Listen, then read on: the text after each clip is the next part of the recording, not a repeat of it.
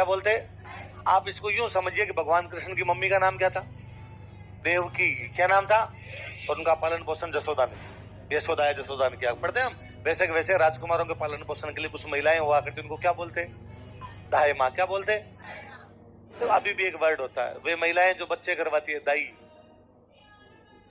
दाई दाई बोलते हैं दाई अपने, तो दाई नहीं है वो, वर्ड क्या है?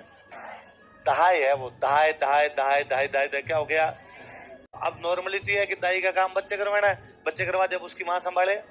रानियों वाले मामले में था कि नहीं साहब, रानी कहती बच्चे संभालने के लिए भी कुछ और महिलाएं हो जो ध्यान रखे उन बच्चों का, तो आदमी दाई की ड्यूटी लगा देते, भाई इस बच्चे का ध्यान भी रख तू, तो वो क्या हो जाया करती? कोई महिला किसी बच्चे को संभाले तो अपने माँ की तरह संभालती है, जैसे माँ संभालती है, तो दाई भी क्या होगी? माँ। तो इनको क्या बोलते हैं? दाई। उदय सिंह की मम्मी तो थी कर्मावती। कौन थी? दाई माँ थी पन्ना। दाई माँ कौन थी?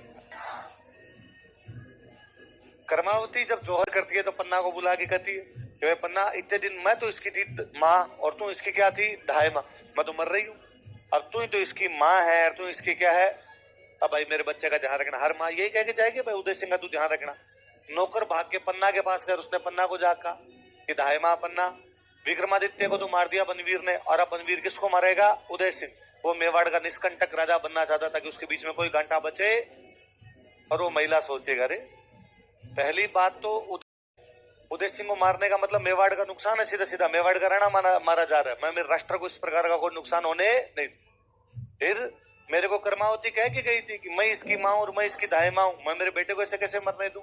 फिर मेरा भी तो अपने आप में एक कर्तव्य बनता है कि मैं मेरे इस बेटे को बचाऊं, मैं मेरे इस राजा को बचाऊं।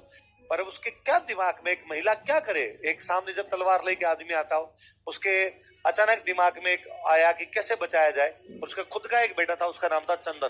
क्या नाम था भाई? दाई माँ तो वो है जो राजकुमार को संभालती है, पर उसके खुद की भी तो लाइफ है। उसके खुद का जो बेटा, उसका नाम क्या है? उसने हाथों हाथ चंदन को राजकुमारों जैसे कपड़े पहनाए और चंदन को वहां पे सुला दिया, ऊपर चादर वादर ढक दी। बनवीर गुस्से में आया, तलवार लिया, उसने आगे पन्ना से पूछा, यहाँ पन्ना वो कहा है? उदय सिंह का। उसको विक्रमादित्य को तो मार दिया, इसको और मार गया, मैं मेवाड़ का राजा बनूंगा। उसने कई जरियों एक्टिंग की, झूठे हाथ जोड़े कि मत मार, क्या मिलेगा तेरे को, तू क्या चाहता? राजा बनना चाहता, राजा बन जा। मैं उदय सिंह को लेके वापस बूंदी चली जाऊंगी। कर्मावती कहाँ की? बूंदी चली जाऊंगी। कर्मावती कहाँ की थी? तो मैं उदय सिंह को लेके इसके ननियाल चले जाऊंगी, हम वहीं रह लेंगे, हम आएंगे नहीं, तू छोड़ दे बस, मार मत इसको, मेरे बेटे जैसा है। बनवीर ने कहा मैं तेरे को मारूंगा।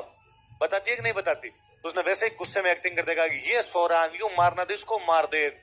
वो कपड़े उसने चादर डाली हुई थी, उसने भी उघाड़ के देखा नहीं कौन सो रहा है, उसने चंदन को मार दिया। किसको मार दिया?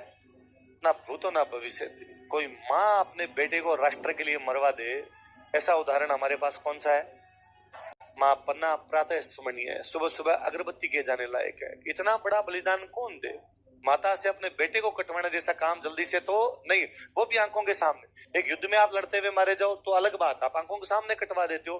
केवल इसलिए क्योंकि आपको राष्ट्र बचाना जरूरी है, केवल इसलिए क्योंकि उदय सिंह की मम्मी कह के गई थी कि आप इसकी ध्यान रखोगे, केवल इसलिए क्योंकि आप उदय सिंह की क्या हो? दाई माँ थे, इसलिए उनको हम बोलते हैं पन्ना दहाय। क्या बोलते हैं? तो पन्ना दहाय ने किसका बलिदान देके उदय